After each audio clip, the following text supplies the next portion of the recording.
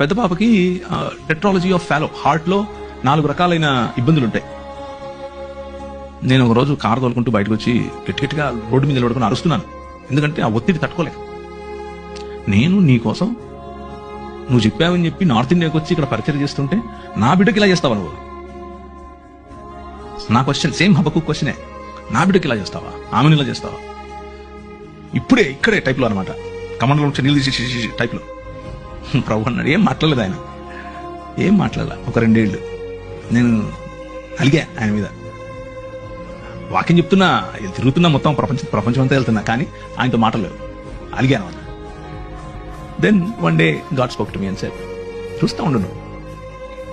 ఆ 2 ఏళ్లలో 1 సంవత్సరం తర్వాత ఒక మంచి డాక్టర్ని పరిచయం చేశాడు.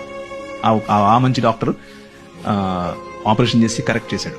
కరెక్షన్ అయిపోయిన తర్వాత ఆమె she is just like any other normal child, no difference. So మనం అనుకుంటున్నట్లుగా కాకపోయినా ఆయన ఈ ప్రపంచంలో నూతనంగా ఏదో చేస్తున్నాడు. దాన్నే మనం నూతన సృష్టి అంటున్నాం, దాన్నే దేవుని రాజ్యం అంటున్నాం. ఆ దేవుని రాజ్యం వచ్చినప్పుడు, నూతన సృష్టి వచ్చినప్పుడు మనకు స్పష్టత చాలా అవసరం.